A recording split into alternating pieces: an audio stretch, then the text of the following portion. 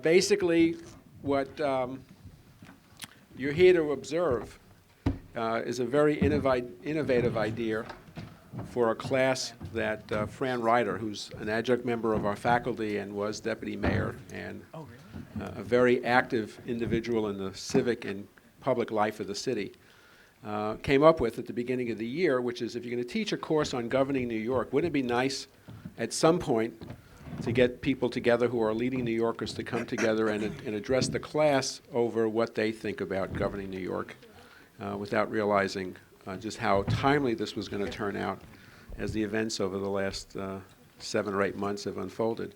So I'm not going to spend much time up here. I'm Stan Altman, the dean of the school. My job is to simply turn the mic over to Fran. And I would ask you to simply remember again that this is really a class presentation. And so what we've done today is to invite a number of you to join us and to participate in what we think is going to be an interesting evening. So without any further ado, Fran.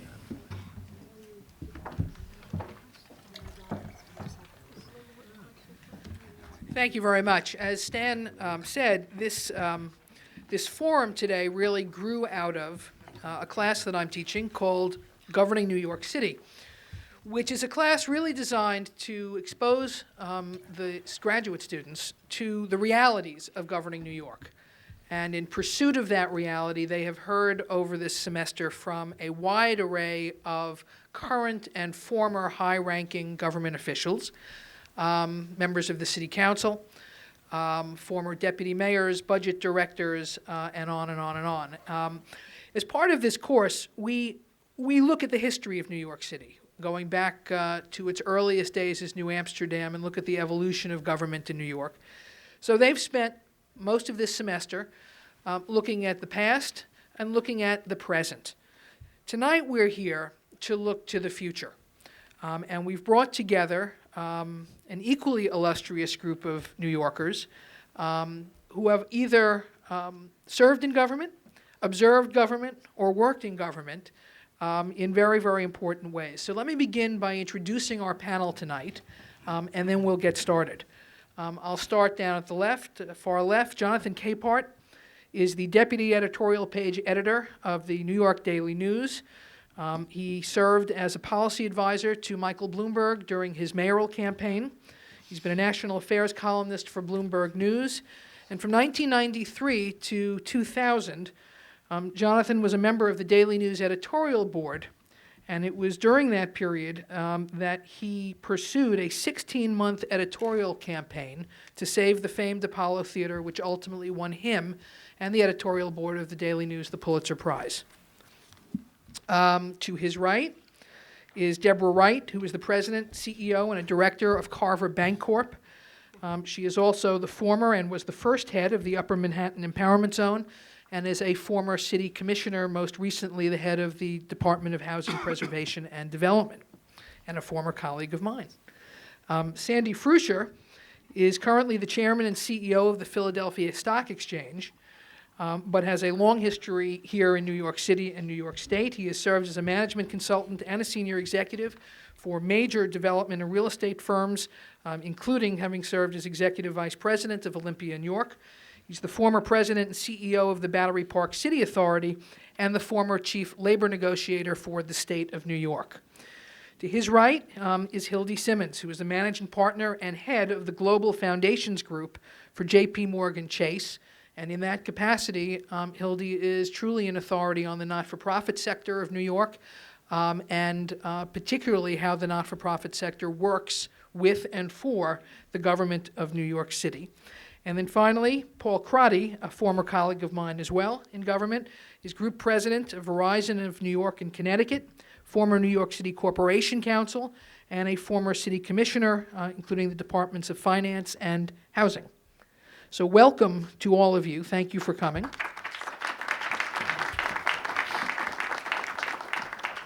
We're going to attempt tonight to have something of a freewheeling, if somewhat controlled, discussion with our panelists, where I will raise some issues and see where they lead. So I will be out in the audience among you doing my Oprah routine. Feel free to talk to one another. feel free within the bounds of politeness to interrupt one another. And to I can't imagine you're going to be arguing about anything. But let's get started. And let me begin the discussion by good. Our last panelist is here. Let me introduce her to you. Sally Hernandez Pinheiro, in addition to practicing law, was most recently Senior Vice President for Corporate Affairs for the Related Companies. She's been a Managing Director of Fannie Mae American Communities Fund, Chairwoman of the New York City Housing Authority, a New York City Deputy Mayor for Finance and Economic Development, and a Deputy Borough President of Manhattan. Welcome. Thank you. Glad you made it here. Okay, so we're back on the roller coaster known as New York City government and New York City economy and New York City budget. We seem to, in the modern era, live at the extremes. We are in boom or bust, and right now we're in bust. Is there ever even a reason to have a discussion tonight? Is there anything that we can reasonably do to get us off this boom or bust cycle that we seem to be on in New York? Paul, you want to start? Well, given the rich array of services that we have, I think it's very difficult to get off this cycle. New York has always demanded more services. One of the questions that Fran asked me before, well, what agencies would you close? And I remember going back into looking at the Green Book, which is the Directory of Municipal Services, and on its 75th anniversary, and they printed within the 75th anniversary booklet the original Green Book. And so you went through, and all the titles, all the agencies that were there in 1975 were present in the year 1995 or 1996. Some of them were retitled, like the Department of Mental Health used to be called the Department of Alcoholism, and a few minor changes like that. But we had a housing agency, we had a building agency, we had a Department of Hospitals. It's very difficult, given this rich array of services that we have, to avoid boom and bust because, essentially our revenues depend upon the economic cycle. New York also has compounding factors which make it very difficult. And what we're going through now as we enter the 21st century is what we went through at the beginning of the 20th century. We have a tremendous number of new immigrants here in New York seeking the opportunity that America will bless them with. And that imposes its own particular kinds of costs. It'd be great if we could develop, if we cut our level of services so that we can rely on the real property taxes, which is the chief vehicle for municipal governments throughout the United States. But we have the personal income tax, the sales tax, the corporation taxes, and so forth. And all those rise and fall with the economic cycle. And given the array of services, I don't see how we're going to be able to get out of the boom and bust cycle. I noticed that Mayor Bloomberg now didn't cut any of the services. His approach has been to tax. I don't know how much longer he can continue to do that because the tax will impose a special kind of burden. But he seems to be particularly sensitive to the service levels and being able to maintain services, which are so important in order to hold our city together. Anybody else I know want everybody agrees with me. Sally? I would have a more optimistic view because it's, having been on the bus side before, I'm not sure I agree that the city has a rich array of services. I mean, I think there are 8 million people, and there are 1 million school kids, and so there's a certain level of basic service delivery that's always going to exist and that you are not going to be able to eliminate. And I think a lot of the largest agencies, the one where the real money is, I mean, I think we've all gone through this exercise of saying, what agencies can we eliminate?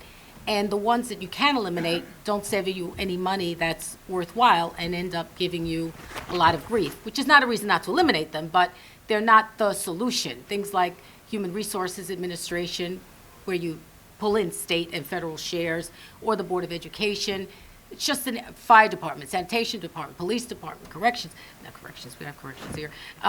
But, you know, those are fundamental agencies, which in some other cities are funded through other mechanisms and through other entities.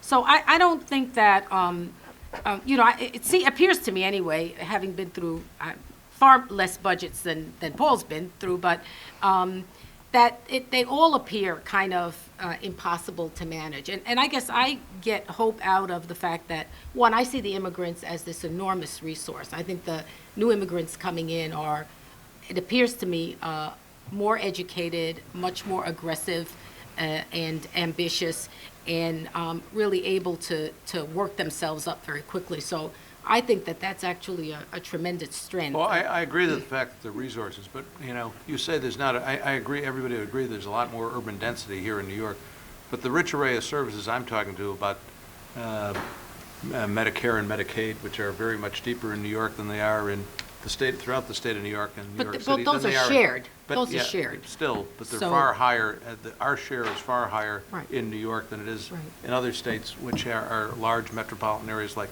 California Right. and Texas. Well, I think another area is something that I guess you and Deborah and Sandy and myself share in common, and that's housing. We do more in housing than any Right. city anywhere in the United States of America, which imposes a tremendous burden. Well, I just want to financial point burden. out that at least the bus cycles we've gone through, although wrenching, and I actually think the mayor, this is the first cut at the mayor's budget. I think he's got 3 or 4 and more levels that are going to be forthcoming. And I think he actually was very smart to put out the tax increase right off the bat, because you're not going to close the $6 billion gap by doing 5% across the board increases. So I thought it was very smart to put that out there. And, but that in and of itself isn't going to be enough. There's still a tremendous gap. And before it's all done, I believe there'll be layoffs, there'll be attrition, there'll be everything else that's required. But, you know, and there'll be, you know, one-shots, which people don't like to use, but everyone has used. You want to explain for everybody what a one-shot is? It's non-recurring revenue. It's like you sell, you know, a great piece of real estate, like the Coliseum site, and it bridges the gap, the budget gap for 1 year, but next year you still have that gap, and that you have a year to pray for more revenue, so that when that gap comes up, you have something to close it with. But I guess I'm just less pessimistic, because it just seems to me, I don't know this mayor, but that I think it's going to be more clear-cut.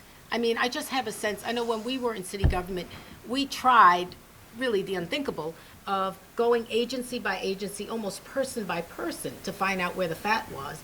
And then you realize, you know what? There's no hidden fat, you know, and if it is, it's so hidden you're not going to find it. So you're better off doing across-the-board increases than trying to really target reductions. So I'm not as pessimistic, I guess. Deborah, you wanted to say something? I get, the only other thing I would add, because we're also carrying, as a city, a deficit in terms of what we send back to the federal government. And I wonder how much of this boom bust is really that the city carries these enormous burdens that really it shouldn't anyway. I don't remember what the numbers are. Maybe Paul and some of the other panelists do, but I know Moynihan used to put out a report every year about what we pay in taxes as Right. individuals, and the fact that there's a tremendous deficit in terms of what we get back from the federal government. We carry the commuter population. I know it's not a popular thing to say, but you know, so many thousands of people who come into the city every day to work, and to give up that revenue was a big issue. And I think what's scarier to me as an individual is that there's so many things that we're deferring. You know, every time I cross the Brooklyn Bridge or the Williamsburg Bridge, I mean, it's not only the fact, as Paul said, that we're carrying so much in services, many of which aren't done in other cities, which, you know, we could debate whether or not that's good or bad, but there's so many things that we're not doing that we need to be doing. And I almost think that in order to make a hard decision like eliminating, you know, the housing agency, and obviously that would be anathema to someone like me, but the hard decision to do that, you probably can't even do in good times. You probably have to do with a very concrete other thing to do.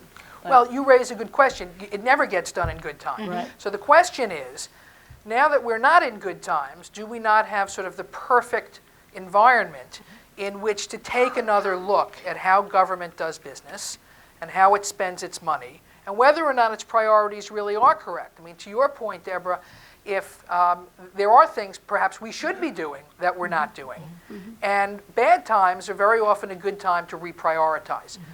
So let me pose a scenario to all of you.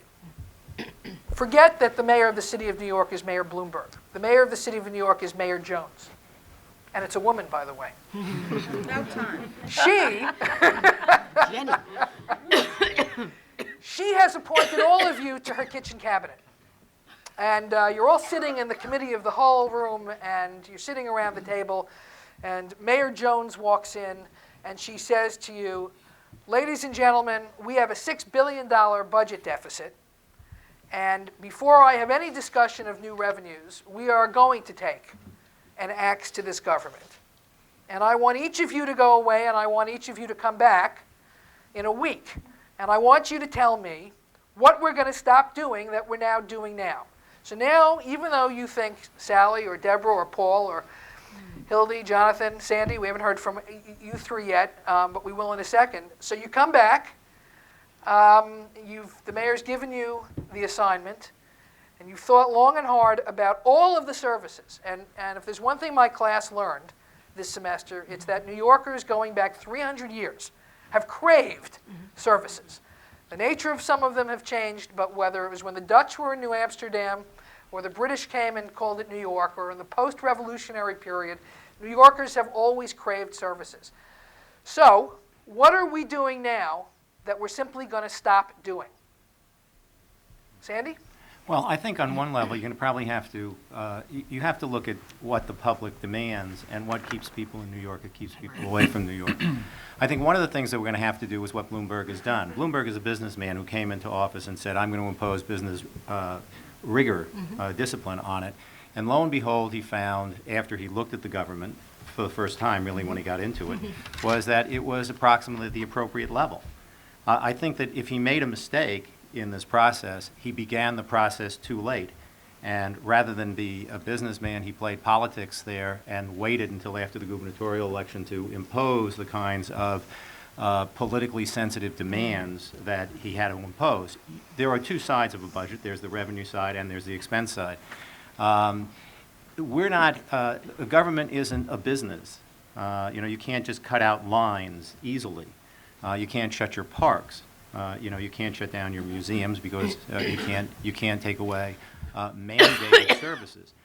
Most of the services that the city has, not all, but most of the human resource services that Paul alluded to, are in fact mandated on the city from both the federal government and the state.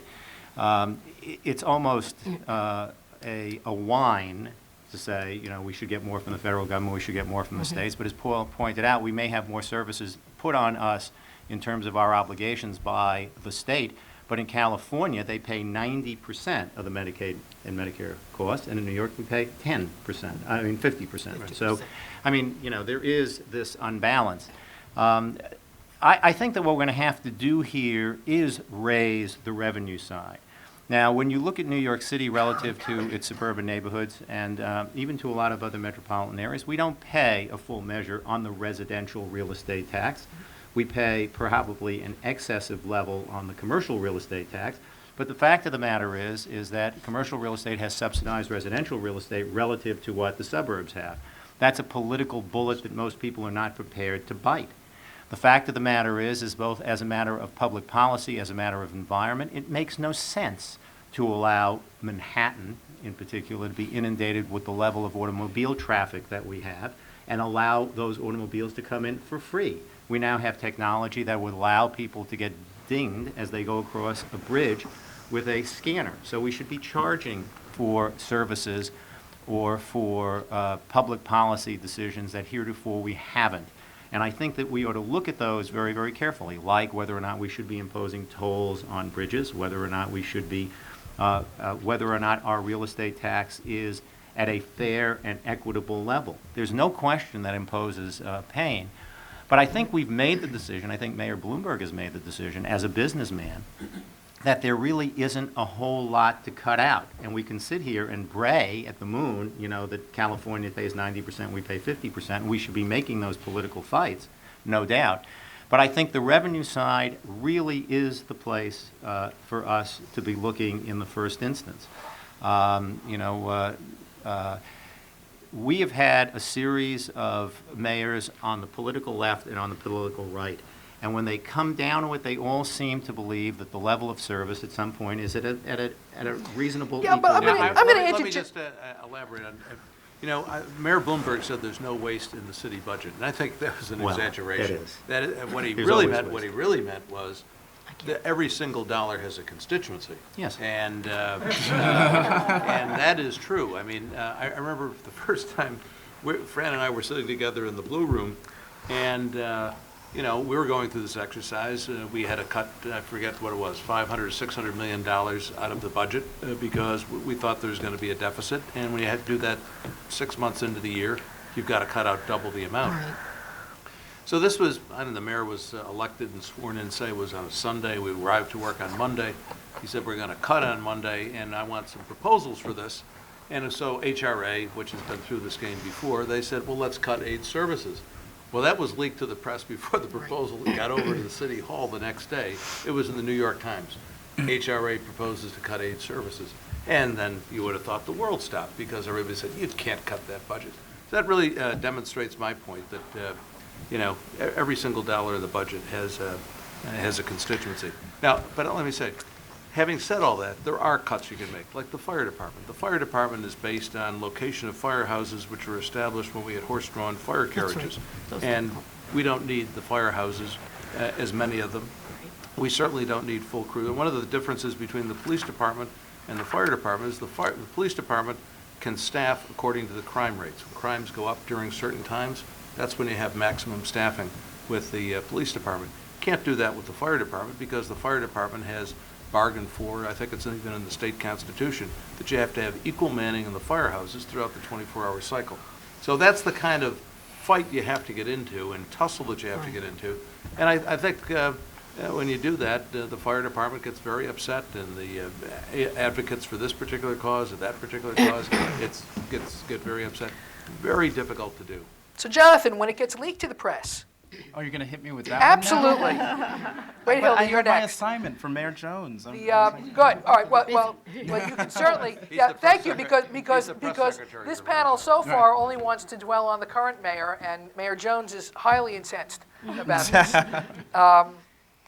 So it leaks to the press, and it raises the question whether or not in a city like New York, where the media plays such an extraordinary role in the day-to-day affairs of New York City government. We are all under a spotlight. What kind of incentive is there for a mayor, frankly, to take chances, to try new things, to even discuss sort of innovative policy when somebody sitting around the table may very well walk out of a meeting, pick up a phone, call the New York Times or the Daily News or the New York Post, drop a dime on you, as we used to say, and say, did you hear they're going to cut X?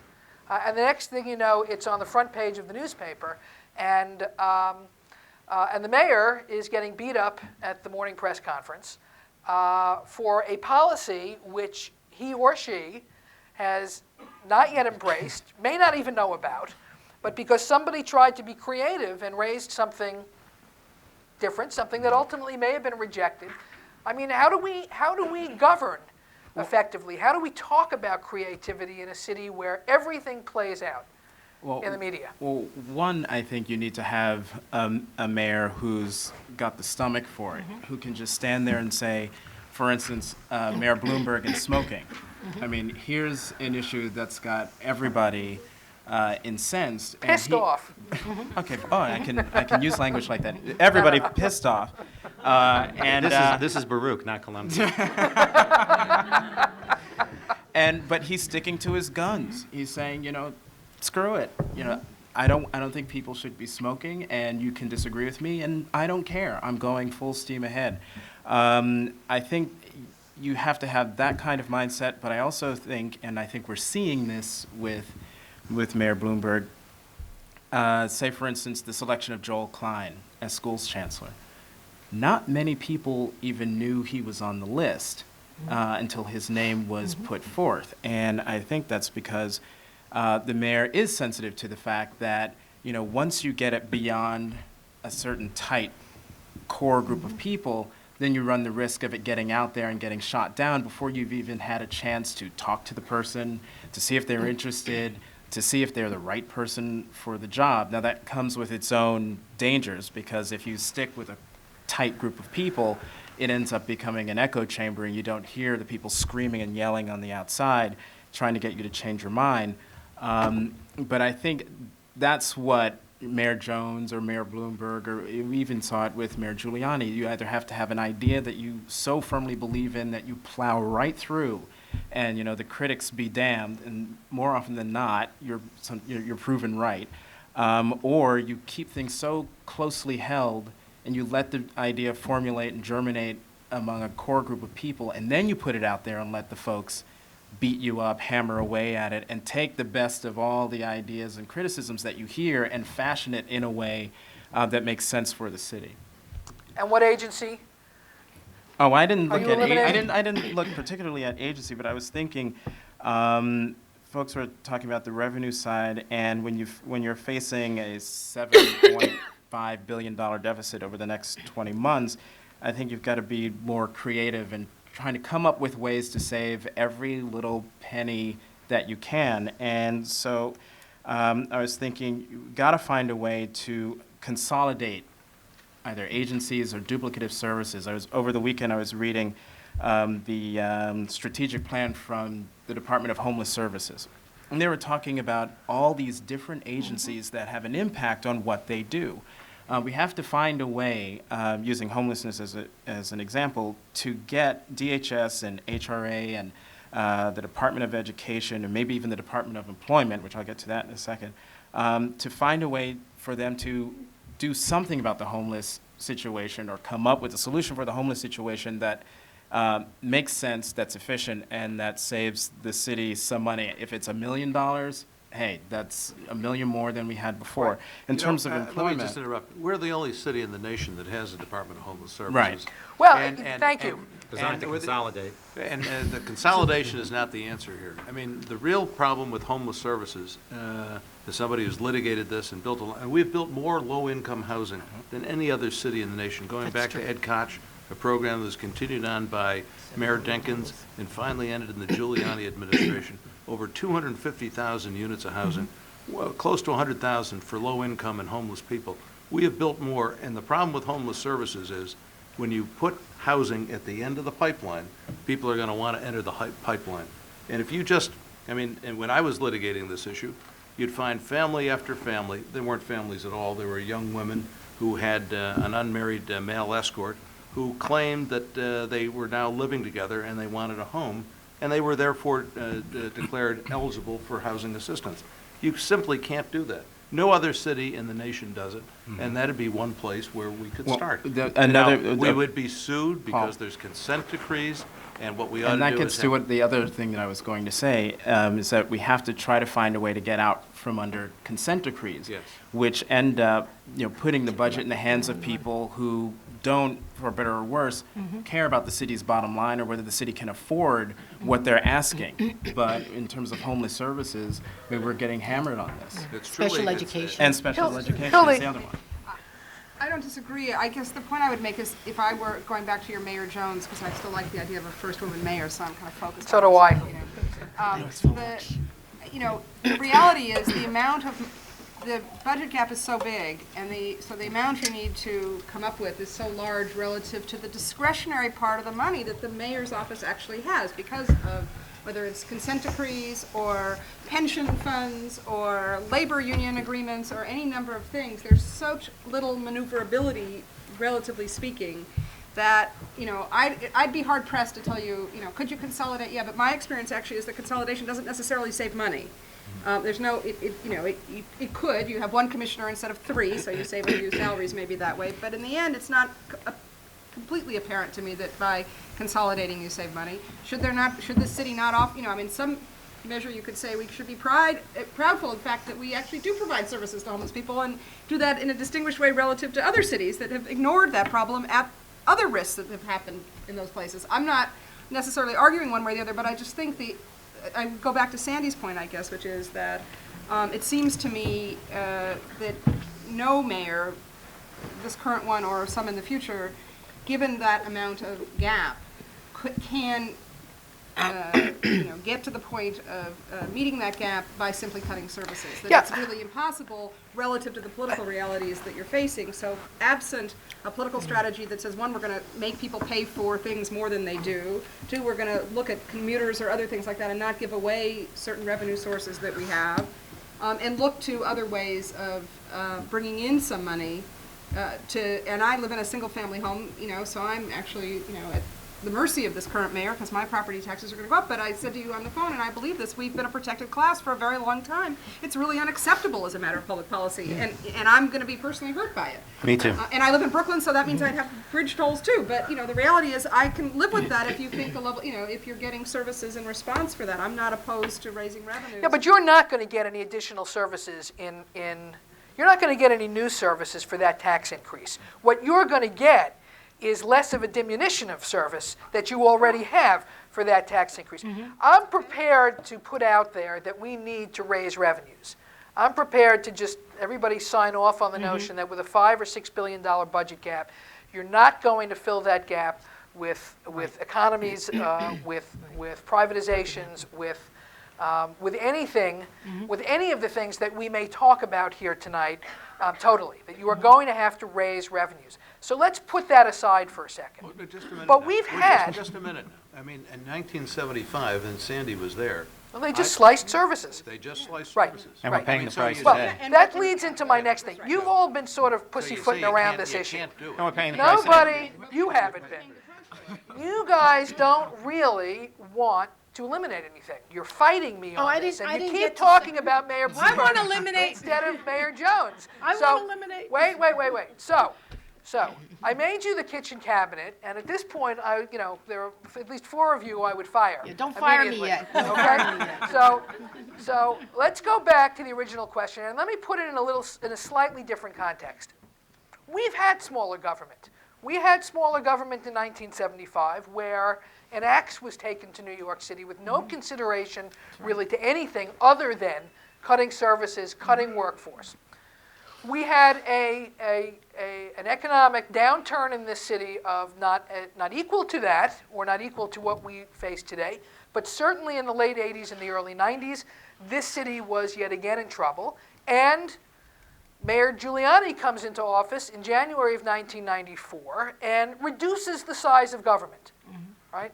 Mayor Koch had reduced the size of government early on. We've had workforces in this city that have numbered 215,000, 220,000. We're now back up to 250,000 workers in this city. And my point is that we have not only survived, but done pretty well in this city with a smaller, more efficient, more compact government, albeit it may not have been everything everybody wanted, but we have. And what keeps happening is that we get into financial straits, we cut government, we lay off people, or we redeploy them, or we buy them out, or whatever. We reduce the size of government, right?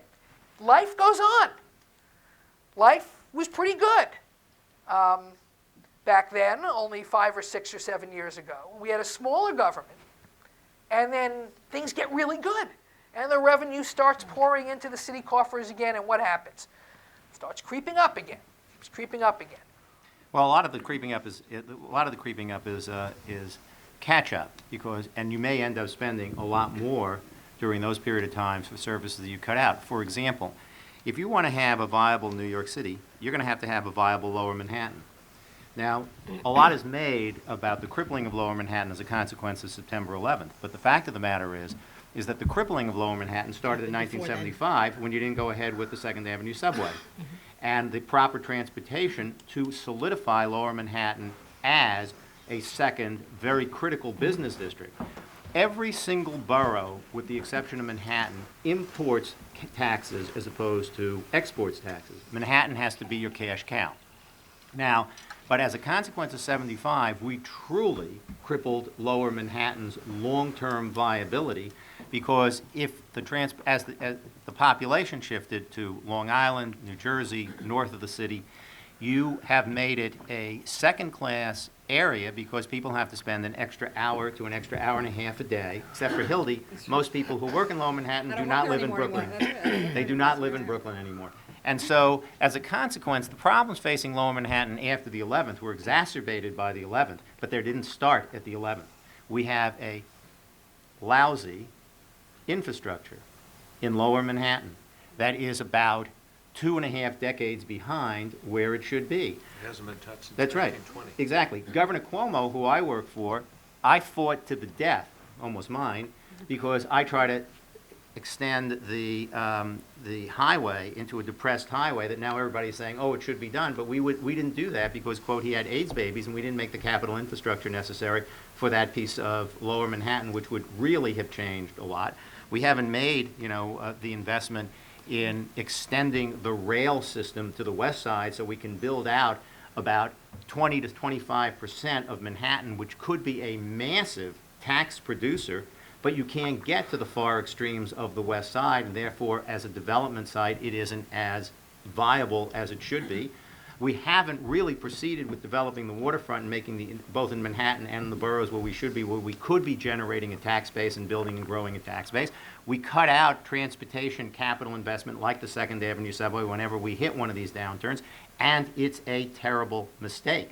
We haven't grown the tax base by making the necessary capital improvements that we should be making. And when we get into those big surplus years, we do two things. A, we cut taxes, thereby reducing the revenue base going into the down cycles, just like the idiocy that Bush did on the national basis. Right. Now we're doing deficits again when we had no need to have a deficit when we had $1 trillion surplus. And we don't make the capital infrastructure necessary to expand the tax base. So a whole lot of the young people we know are living in New Jersey Let me instead just- of living in Manhattan because Let me we just don't have elab- adequate housing. Let me just elaborate on that point. The time of the city's greatest growth was in the 20s and the 30s, and we were doing just what Sandy said. We were running the subways out to the Bronx and Queens, which then turned those properties over for residential development, added to the real property tax base. The city's role was to put out sewers and water and streets. We provided the basic capital infrastructure. Private sector then did the development and was added to the tax base. And there was, you look back on the Depression, the city survived the Depression in reasonably good shape. Why? Because even during the Depression, we were adding to our tax base because of this great infusion of capital. So there is an awful lot that has to be done in the city of New York by adding to our capital base. That's one way of raising revenues, tax revenues, without raising tax rates. That's So not we a would- short-term, that's not a short-term fix. No, but but what you I can't- would It's the tell- right- it's the right and direction I think to Paul go. and I would tell the same thing, and I agree. think most of us here Yeah. would tell Mayor Jones, for God's sakes, don't Right. cut the capital budget. Absolutely. Don't cut the infrastructure. Right. In fact, invest in it because it generates jobs, which generates taxes. Well, Deborah, you wanted to say, I'm But sorry. you gotta pay for it. I mean, I agree with the half Tomorrow, of your we'll borrow the money from the statement. Carver Bank. Even you wouldn't lend, but go ahead. I agree with the half that the investment needs to be made. I don't agree with the half about cutting taxes, because I think, in fact, we need to do more of that. We can't do it right now, but the problem is, we cut the taxes in the good times, and we don't Restore. cut what's required to pay for it. I think, Paul was saying about the budget cuts in the various agencies. I think we've probably done what we can with across the board. I think the real issue now is we got to have the courage to just get out of some businesses. So I'd like to throw a few things on there. Go for it. And- Good, and- now we're going. It Now we're takes getting- the women to do this. Go ahead. And by the way, Hildy, get ready, because everything that she cuts out, I know, I'm gonna we're gonna have stick fun, on the yeah. pump in the not-for-profit sector, so just wait. Okay, we cut individual welfare, why don't we cut corporate welfare? Why do we continue to give out these corporate packages Right. when we know that they have no meaningful impact on a corporation's siting decisions? It's nuts. That's right. A little closer to home. I disagree with that. I disagree with that. Oh, And- come I agree with on, you. come on. I disagree with it too, but with Frusher and Karate beating up on you, I'm not going to jump into this. I'm on her side, so it's okay. She's got two. Well, let's just have a fight about it. Why is the city of New York still in the arts business? You know, I can make the argument Because both people ways. from but why do Utah we come have- here to go to our museums. But that doesn't mean And the that adds city, to the that doesn't economy. mean that the city of New York has to write that check in the most prosperous and giving city in the world. My old agency, HPD, you know, as Paul knows and everybody up here, we got out of a business. We got out of owning city-owned property. And look at what has happened to the 10 neighborhoods where we own that property. They have flourished because we are no longer the landlord of last resort. Arguably, we could be heading to a place where we could merge HPD and EDC and some of these other agencies that are really, at the end of the day, they're focused on neighborhood land, which we have much less of now. So, I mean, I think at the end of the day, if we're going to go to the place where Paul was, which is we're doing a lot more things, and I think at the end of the day, Mayor Jones or what other kind of mayor is going to have to run on an issue like this. Should we be in this business? And if we got out of these 2 or 3 businesses, we could afford to do 2 or 3 other businesses that would raise the revenue. But I think the old days of the Sunday morning phone calls, be at City Hall at 8 a.m. and have pegs for 15%. I mean, we've done that for Right. many, many years, and I think it's run its course. No, and in fact, it's the least creative way to deal with the budget, is to simply, and hurtful, is to simply, you know, across the board. Sally, hold on one second. Okay. Hildy, Deborah raised an issue. Should we be in the cultural funding business? We've put, I think it's fair to say that over the last 20 to 30 years, we have taken a whole load of services that used to be provided directly by employees of the City of New York, and we now contract many of those services out to the not-for-profit sector. And I think it's also fair to say that over that 20 or 30-year period, the not-for-profit sector has grown, particularly as the number of contracts and the amount of work that government has wanted the not-for-profit sector to do has sort of fed that. So on the one hand, we fed this growth, government fed this growth in the not-for-profit sector for all the right reasons. They do a better job than government did of providing some of those services. Better to let the professionals do that than allow some government bureaucrat to do it. And there are economies in doing it. We can do it more cheaply. So we put a whole lot of people into business, and now we're sitting here in probably the worst days that the not-for-profit community has seen in a very, very, very long time, maybe ever. Have we done a dirty trick to the not-for-profit community? Well, I think that we have, in the sense that the not-for-profit community of the city is undercapitalized, has been for a long time, and continues to be. So there's this kind of myth that if you turn it over there, it's going to be done cheaper and better. I think it has, in many respects, things have been better. I think the nonprofit sector is kind of like the Rodney Dangerfield of this equation, in the sense it never really gets the respect I believe that it ought to.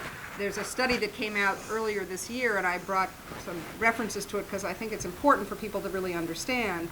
The sector employs more people than the finance, insurance, and real estate sector. So when you talk about, you know, I mean, interestingly enough, when you think about whether you want to call it corporate welfare or, you know, attempts to keep certain jobs in the city or whatever else, more people are employed in the city or in the nonprofit sector than in all of that.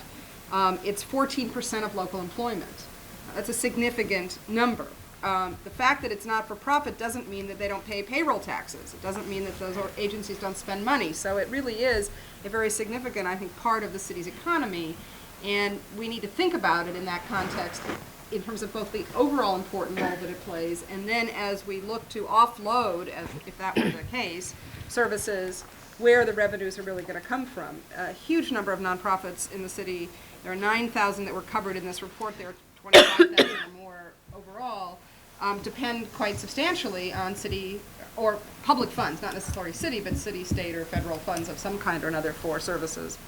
You may be right about arts, although I would disagree with you because I think a small public investment, and frankly the amount over the years has diminished substantially, pays off big time, both in terms of the number of people who are employed in that sector and what that does in terms of generating business back. I mean, if you look just at the major cultural institutions, and I would argue you should look well beyond that, the numbers of, whether it's tourists coming in and restaurants that then benefit from the tourists and any number of other related things, that the modest investment in the American Museum of Natural History or the Metropolitan Museum are really paid the city back many, many times over.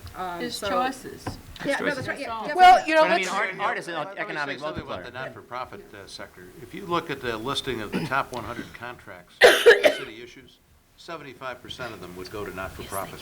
I mean, they're the chief provider of our, I guess the social services. And the city couldn't function without the not-for-profits. Right. But to say that the not-for-profits are a contributing member of the community is, they are a service agency, and they couldn't survive without the municipal support. Well, they're not, it doesn't represent the majority of their funding. A fair amount of money that goes into the nonprofits, even those that contract with the city, still receive private money revenues from other sources. So, I think it is, I really do think that as a sector that you need to think about the fact that they employ more people. They employ more people who actually live in the city relative to the private sector, which has some implications. They employ more women. They employ more non-white people. There are a whole series of things to think about in terms of the demographics of the employment base, well as the array of services. I'm not that are dissing provided. the nonprofit sector, no, I far know from you're it. not. But when you look at the cultural budget, it's, MoMA and Metropolitan Museum, and the Studio Museum, and the City Museum in New York, and what's the Latino organization? Museo del Barrio. Museo del Barrio will be lucky if they get, a couple $1 million. And they probably should get So- more. I mean, up until about 3 weeks ago, I was chairman of a museum in Massachusetts called Mass MoCA, and that was funded, $36 million was funded by the state of Massachusetts for that museum, and that museum has changed the economy of Western Massachusetts and the Northern Berkshires. Clearly, art can be an economic multiplier, and I think it's significant. That's exactly the point that I was trying to make, which is we can make very bad long-term decisions for very short-term and marginal gains during the down cycles. And I would tell, Mayor Jones, that we have to avoid those kinds of bad choices, because those bad choices, like the Second Avenue subway, has a 50-year impact on the city. And the other point, I don't want to beat up on you. You got to challenge him. I don't want though. to. What would you cut? I though? don't. Well, What would I don't you want to beat cut? up 'Cause on you, that's but why we're in the same last thing place I would cut. that we're in. the last thing I would cut would be economic stimulators. Now. So what are you gonna cut? Well, I may be. I'm hasn't cut contrarian. I would add.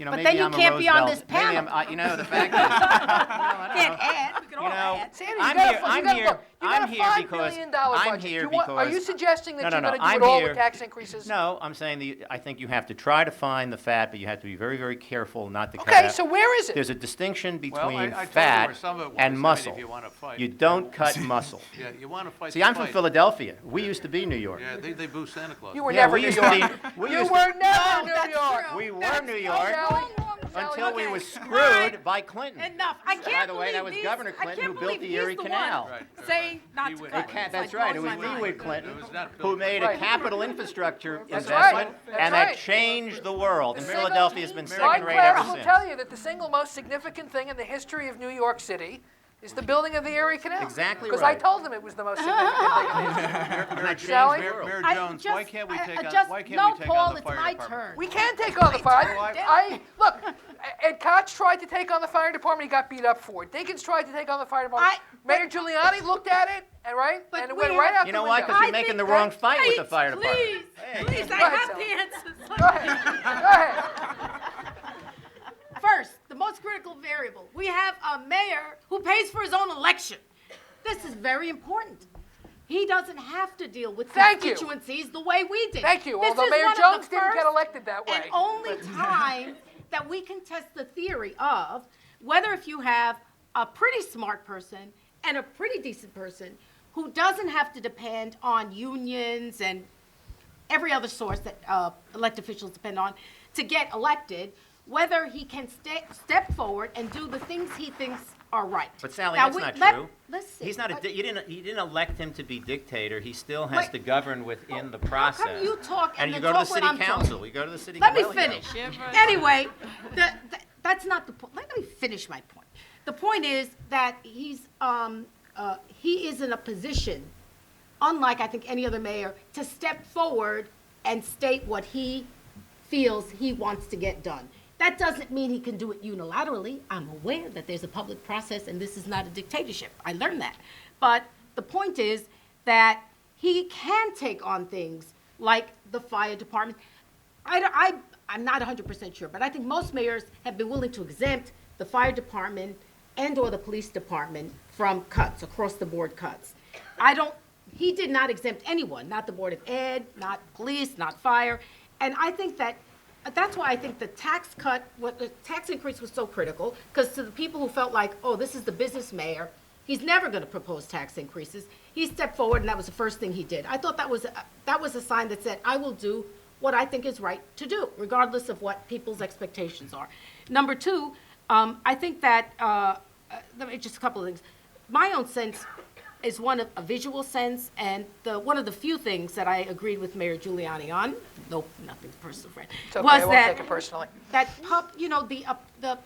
the sense of maintaining a clean, safe environment for people was absolutely critical. That even if you have to cut, don't do the things like sanitation and allowing garbage to spill over, or even the squeegee people. I think there are certain things that may sound very small and, really cheap, but I think they make an enormous difference, because I think that people just want to know that there's a certain quality of life that's going to be maintained no matter what else we have to do. So that's the other thing I would say to the mayor, which is support bids,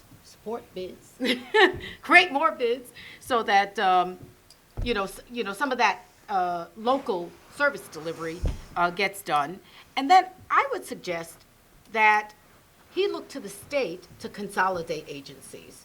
And I don't know what legal prohibitions there are or whatever, but my feeling is human services, economic development, housing, and all of that stuff is, I imagine there's a great deal of duplication, if nothing else other than the core administrative component. And then the state is always fighting to look better than the city does, and whether it's housing or economic development. And so eliminate it. Just find some way of creating one agency or joint agency, whatever you call it, that does those kinds of things. And I think that would increase efficiencies, because instead of, two housing agencies competing against each other and offering better packages on the financing side to lure one developer here or there, you eliminate all that kind of stuff from going on. If I were Mayor Jones, I'd fire you now, because I'm looking for cuts. You haven't given us a single cut, Sally. That is a cut. I would eliminate, So you would eliminate EDC. EDC, HRA, HPD, IDA, I would eliminate all of them. Would you And I'd find a way of getting. Would you eliminate the programs that go with them, or you just consolidate? On the IDA side, I couldn't agree with Deborah Moore. This is my opinion. It was my job and I did it. But I don't think the money I gave out to retain companies made a bit of difference. I disagree. I totally That's disagree. my I totally opinion. I disagree. totally My disagree. opinion. In fact, That's Sally, you my made another opinion. decision. I'll tell you what that decision was. You didn't want to make a deal with Mort Zuckerman to build the Coliseum 10 years ago. Wasn't me. No, I'm saying that Okay. the administration, and I supported that administration.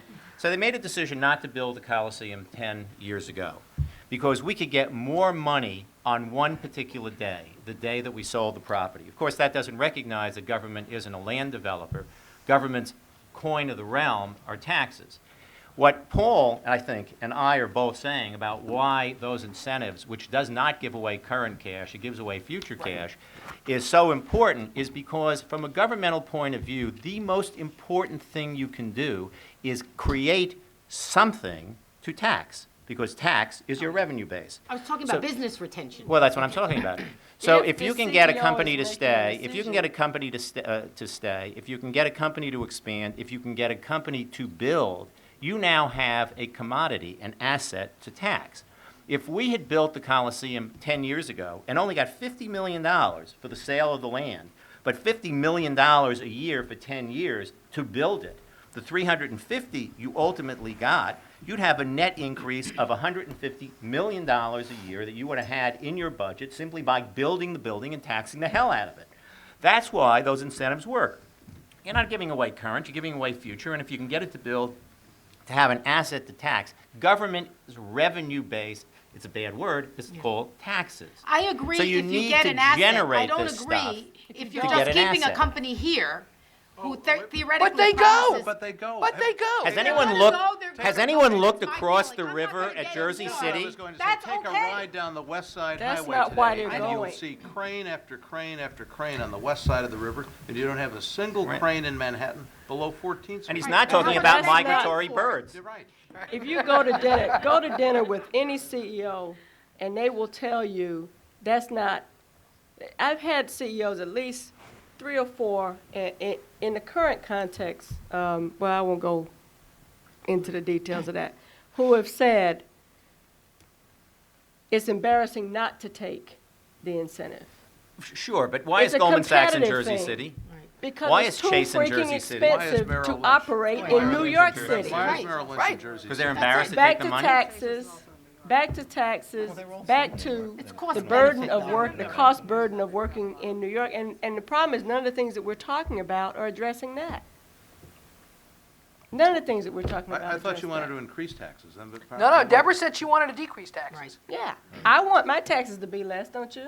Oh, I certainly do. Just ridiculous. Then how are you going to cut the services, so that the services that you provide and the taxes that you provide Well, are Deborah wants to cut commensurate out the with one Department of Cultural Affairs. Let me ask you a question. Let me ask you a question. So we've got like 3 agencies in city government that are in business to do really only one thing. It's to give away money. We've got the Department of Employment.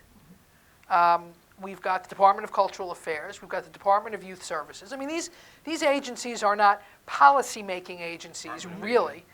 Department of Aging, thank you. We've got all these 4 bureaucracies within the city that do nothing but give away money. So why shouldn't we just contract out to the foundations who know how to give away money better than we do? Why are we maintaining a bureaucracy for agencies whose only job it is to give away money? Isn't there a better way of doing that? Isn't there a cheaper way of doing that? Why don't we pay somebody a fee to just go give away our money for us? There are 4 agencies right there. And the total budget of those 4 agencies is what? I don't care, Hildy. I asked you to cut something. You got to start somewhere. I didn't say that we were going to balance my $6 billion deficit. Let's start Which somewhere. meant you got to start somewhere. We've got 250,000 workers in this city. Are you all going to sit there and tell me that this city will become dysfunctional if we have I'm not fewer gonna than tell you that. 250,000 workers? We had 220. And since Randy Weingarten, who was supposed to be here, isn't here, let's talk about labor issues in New York. Yeah, let's okay? start with the fire department. Go ahead. Now, everybody says we should cut the fire department. Now, I have a disclosure to make. My daughter works for the fire department. So, and everything I say is me. I haven't discussed it with her.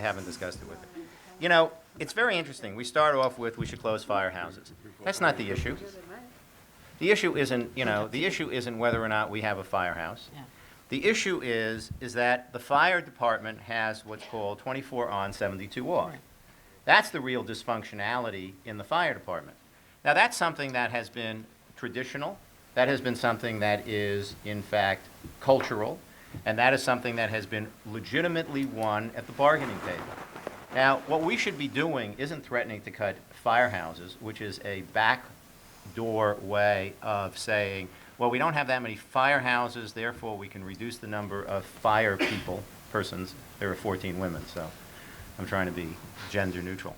But the fact of the matter is that what we should be doing is sitting down with the firefighters union and frankly paying the firefighters a more livable wage so they can be living in New York City instead of commuting in, schlepping in from Rockland County, at the far end of Rockland County now, and say to them, what does it take to buy you out of this so that we can ultimately reduce the absolute staffing levels to be more consistent with the needs and therefore consolidate firehouses? You need to pay the firemen more so that you can go to a different manning process. You probably have to change, the state constitution because you certainly need less at night than you need during the day when the firefighters are asleep in the firehouse working their 24 on. The whole thing is screwed up.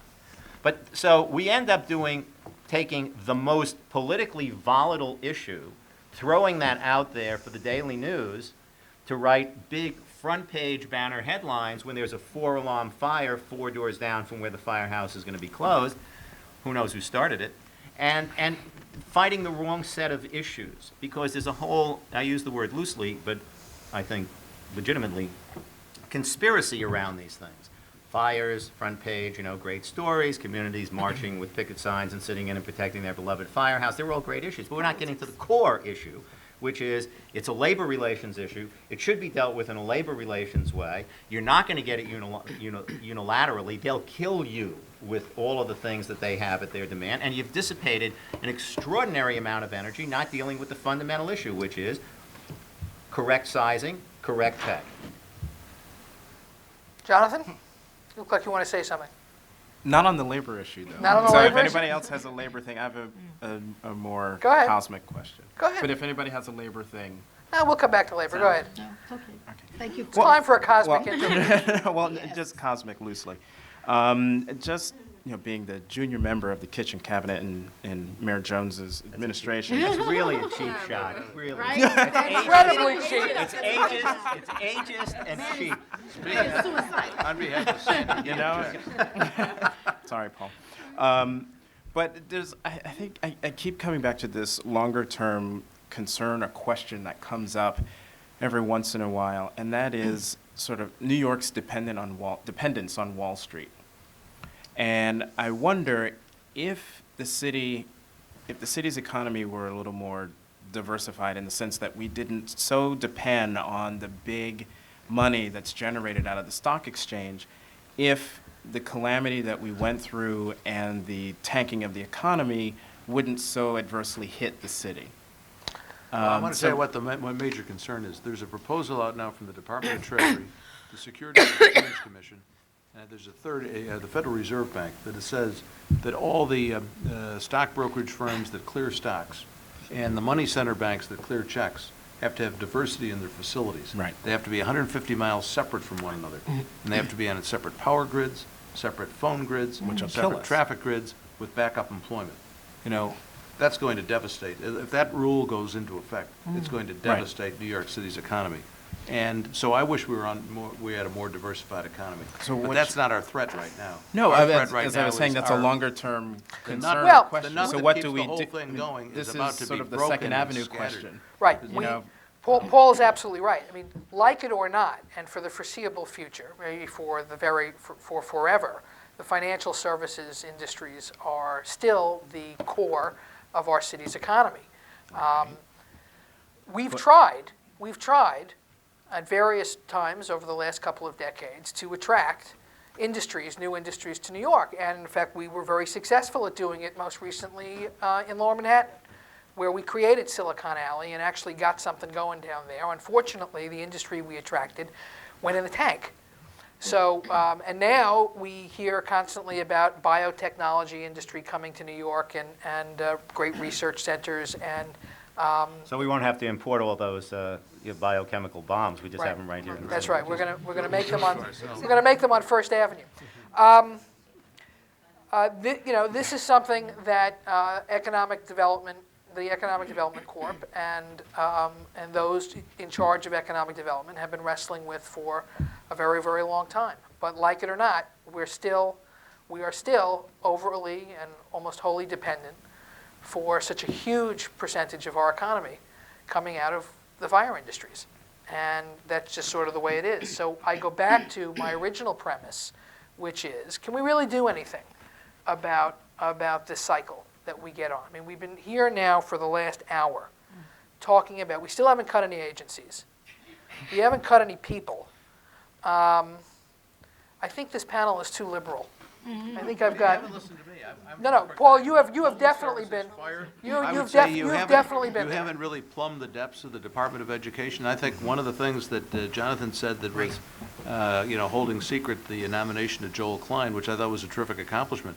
But far more than that was Mayor Bloomberg's negotiating very, very difficult Scylla and Charybdis to get his Board of Education proposal through, something that every mayor has sought since 1982, and he was able to pull it off simply by keeping his own counsel and working forward. But, you know, the Board of Education is a source of tremendous waste. There was a story in the Daily News the other day about 7,000 phones at the Board of Education. Was it 7,000 phones?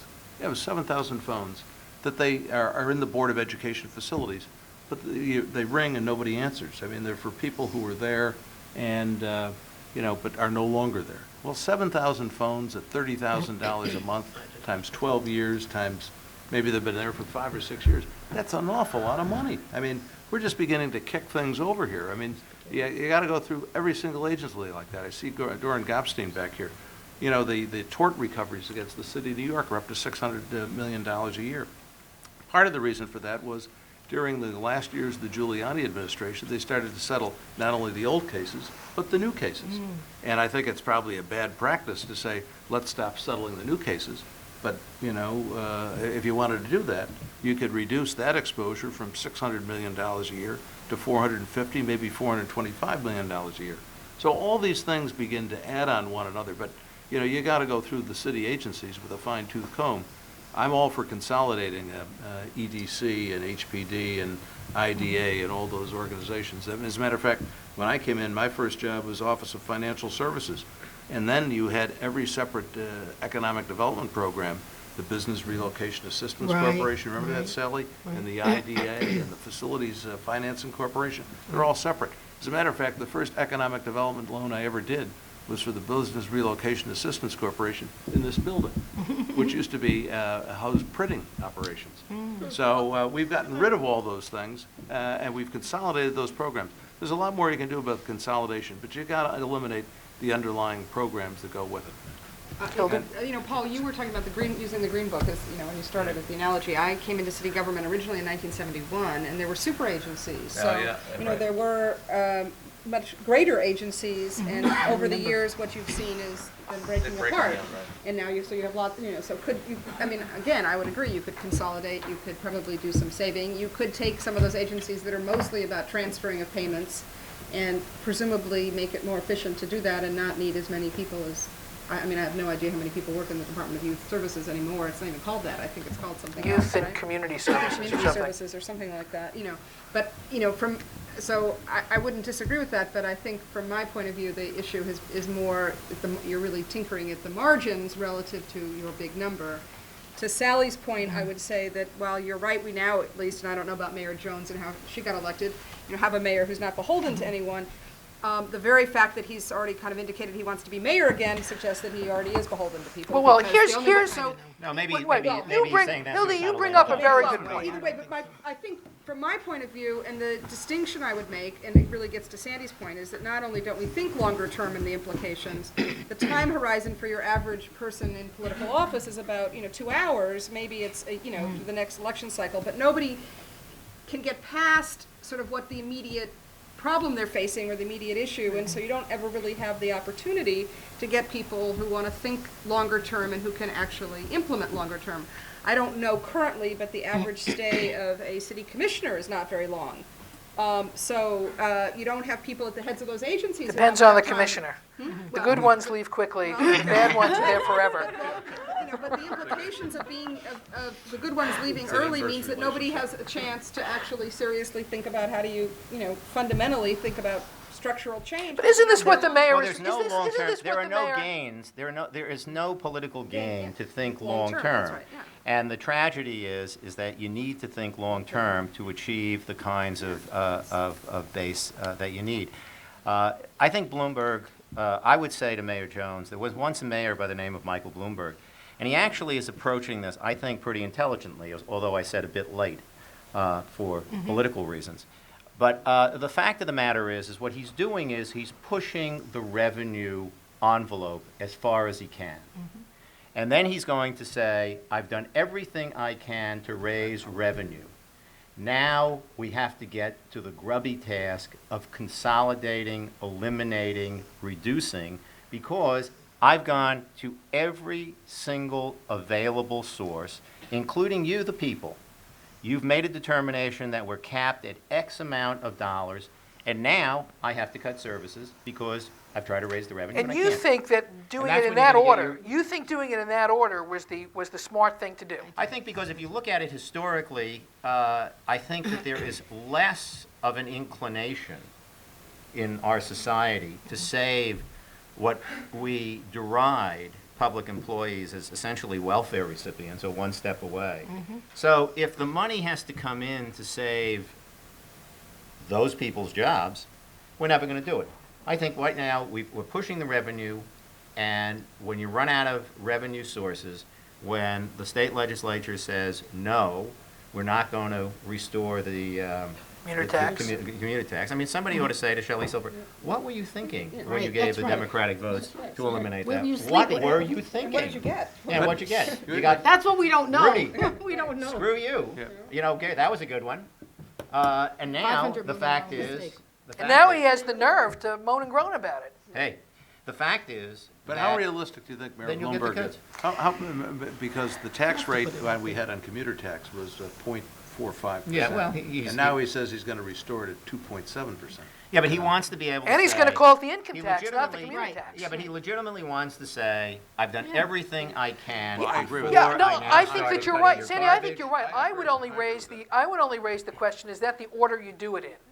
Is the mayor Well, the you always mayor did it of the the other way. city? It's nice to Wait, do wait, it is a the different mayor way. the mayor of the city, or is he the mayor of the government? And if he's the mayor of the government, then maybe you're right. He should be protecting the 250,000 employees in the first instance. But if he's the mayor of the city and the mayor of the people, shouldn't it be the other way around? That he should look to. I didn't No, hear, no, I didn't that hear was- Sandy say that No, he no, was I said it. protecting. Oh, okay. Well, I think $6 billion deficit is, first to me, almost unfathomable. Because, I mean, we worked on a $2 billion deficit, and we were dying, you know? So I'm fascinated to see, and it will be closed. I can guarantee it today. May not guarantee Right. how it'll be closed, but I guarantee it'll be closed. And I think why he's doing it this way first is because he took away the public illusion and the businessman's rhetoric that just cut government, make it efficient, make it manageable, and we'll close this gap. So I wouldn't like to be under the gun of trying to prove that I can't raise the $6 billion that way and then prove I'm worthy of the tax. I'd step forward and say, I've assessed it, I'm a business guy, I'm telling Next I'm you, going to this China. is how we have to start. And I think taxes, as much as the cuts are unpalatable, taxes are really unpalatable because that's applying to a much greater number of people. So I thought he bit the hard bullet first. And, I mean, I think his strategy is a very smart strategy. I really do. He's taken care of half his problem, you know, by increasing the That's taxes right, by 18%. $2.4 billion. He's eliminated the deficit for this year, which is 1.5 billion. right, And he's 1.2. halfway home towards, he's right. cutting the That's right. 6 billion into 3 billion. Paul, would which it I have think been? is a more manageable. He also was doing it as a mensch, you know, I mean, Giuliani helped him get elected, so he didn't walk into office and say, oh my God, you know, we have this abyss in front of us. So he didn't blame, he's standing there being somewhat stoic about it. He didn't say, look at the mess I inherited. Which I wouldn't. And he was beholden, no, he wasn't Damn, beholden, really but he was would. grateful to Pataki, so he didn't give him any service in the middle of the gubernatorial election, but, you know. I think he's being very smart about it Yeah, I do myself. too. mean, Okay. and I'll tell you something else. You know, you asked if he was the mayor of the city or the mayor of the government. I think he's being the mayor of the city because I think this is a community that is, as Sally just suggested, $6 billion. How do you deal with it? You know, he's got to educate the people as to what this is. Well, I And- guess and the part of it- purpose, though, part Paul, it of this is- discussion is not how he's gonna, is not so much how he's going to close the budget gap. Sally's right, he's going to do it, one way or another, through a combination of, has to. that's right, or we won't be the law. mayor, and and if he doesn't do it, the Financial Control Board comes in, and they do it, so it's gonna get done. The budget has to be balanced Yeah, and in fact, under the Ned law. Reagan came in here just to let us know that he's around. So he's going to do it. My question when we first started this discussion, I'm going to change the topic in a minute. I'm going to change the scenario. You're going to be appointed to something else in a minute. But my question when we first started wasn't so much how to close the budget gap that's facing this mayor and this city right now. My question was, how do we get out of this cycle of boom and bust so that we will close the budget, the economy will come back, the city will be healthy again, money will start to pour in. That's exactly what's going to happen, whether it's 18 months from now, or 24 months from now, or 36 months from now.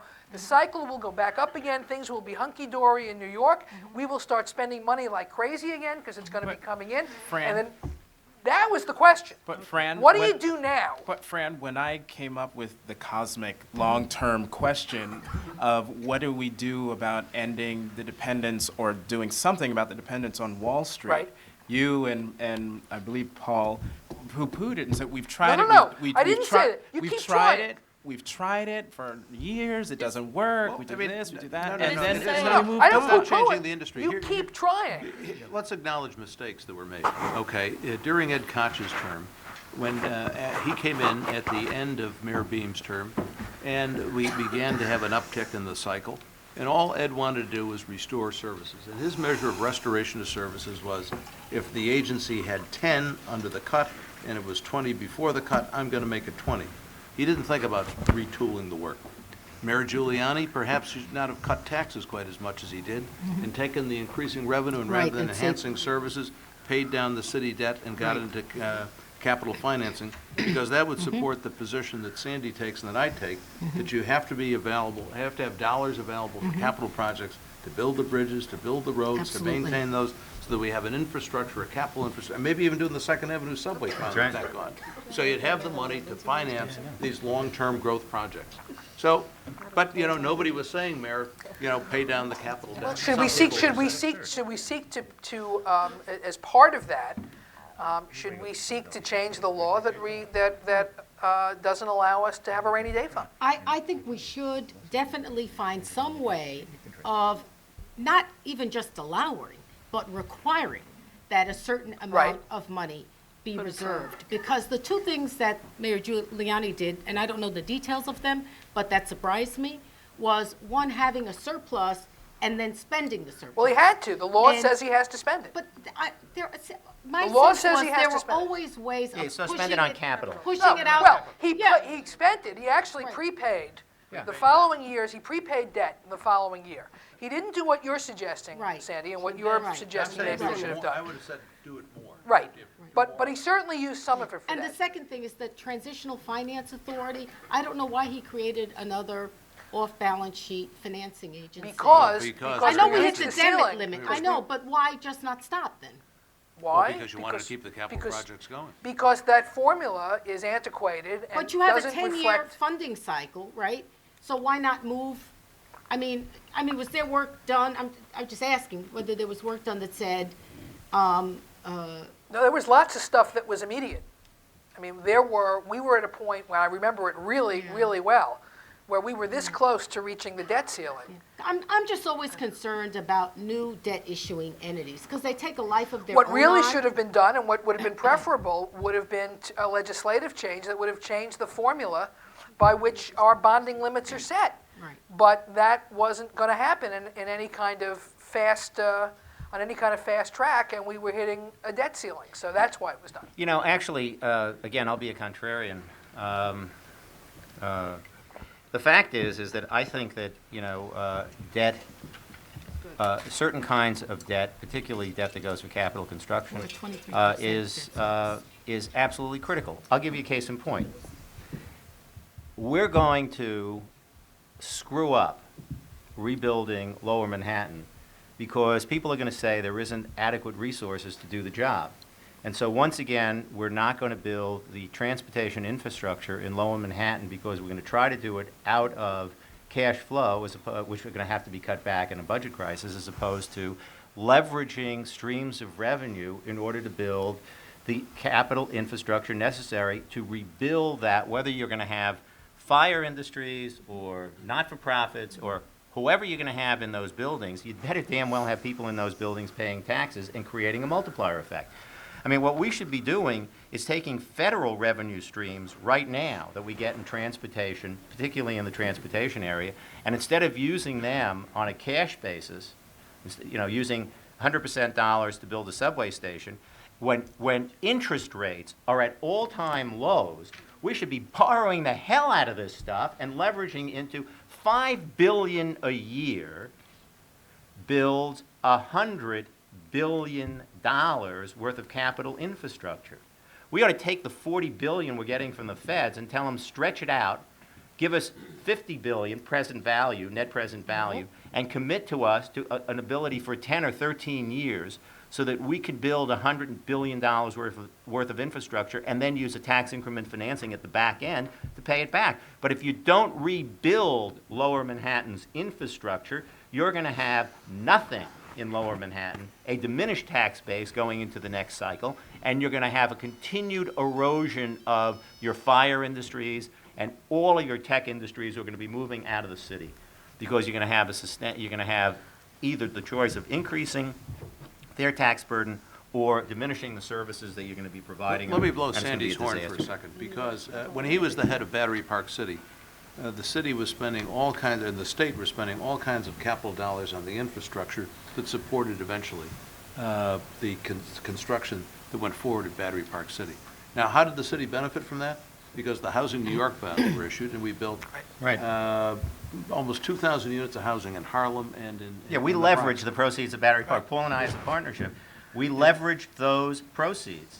And as a consequence, we had low-income, people don't know that about Battery Park City. It was the best thing that we ever did. Yeah, It was yeah. fabulous. And it was because we spent money at Battery Park City, which produced that magnificent stretch of housing and commercial development. We were able to leverage those dollars and put them back into communities throughout the city of New York. I think that's a terrific example of how capital financing works for the betterment of everybody, and it's all debt. Right.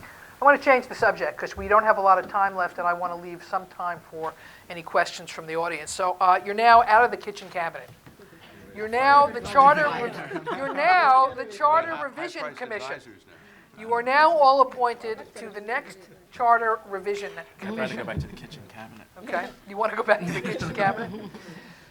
So what are you going to recommend to Mayor Jones in terms of restructuring government? Tampering with changing the city charter. Who are you going to get rid of? What are you going to change? And one of the things I'm actually interested in hearing from you about is whether, in looking back at the charter revisions of 1989, whether or not you think those have worked, whether or not the community involvement that we now have in certain processes that came about as a result of that charter revision were good, whether it was enough, whether it's not enough, are communities too involved, are they too uninvolved, do they have a big enough voice? So you're on the Charter Revision Commission. So let's go one at a time. Sally, we'll start with you. I was afraid of that. What are you What going to recommend to Mayor Jones? You know, one of the things that I think would be worth looking at, and maybe it's been done already, I just haven't been around for a while, but I wonder how effective some of the changes that were made have been. So I think it would be worth examining.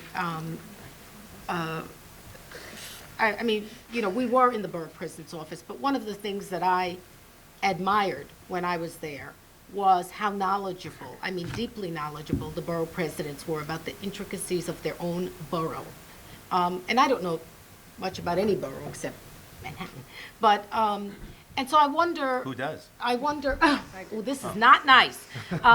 I just wonder whether it might not make sense to look, you know, my sense is that the Independent Budget Office has been a very positive force, kind of, at least for providing an independent perspective on the budget. So I thought that's something that, you know, people may disagree, but I think you could get a feel for how well that's worked. So we've got a controller's office that looks at those numbers, and we've got the mayor's state controller. office of management, And and the you got the state state controller, and you Right. got the city And controller. they all have different opinions. And the That's financial amazing control thing. board, so we needed another opinion from the Yeah. Independent Budget Office. Well, Okay. it would be worth, I mean, I think it's, you know, this is my impression, and it's worth looking at each of those. I mean, the Okay. public advocate is almost, you know, it was Andy's office, and, you know, I don't think when it was created, anyone thought it should be created, so that's. So is you it know, time to get rid of it? I don't. You're think never that- going to get me to say Public anything negative Advocate's about my Office. friend I just Betsy don't, Bunn. with 25 Never. people at this point, I think we're from 65 to 20 people or something. I mean, it can't even have a meaningful function. Even if it could have a function, it's not staffed at a level where it can do anything meaningful, in my opinion. I had 10 people on my staff as a deputy mayor. Right, You had a bunch of agencies. right. That's right. True. So yeah, that's right. Do the work. That's true. Good point. Yeah, that's right. I mean, 10 people is your whole staff. I'm only to It's not- smack you when I see you later. Never stopped you before from doing it in public. Jonathan? Well, let's see, I would add to what Sally just said. I mean, public advocate, I mean, I love Betsy Gottbaum to death, but the office is, I mean, it doesn't really have a meaningful function. And also, I would take a look at, in a meaningful way, borough presidents.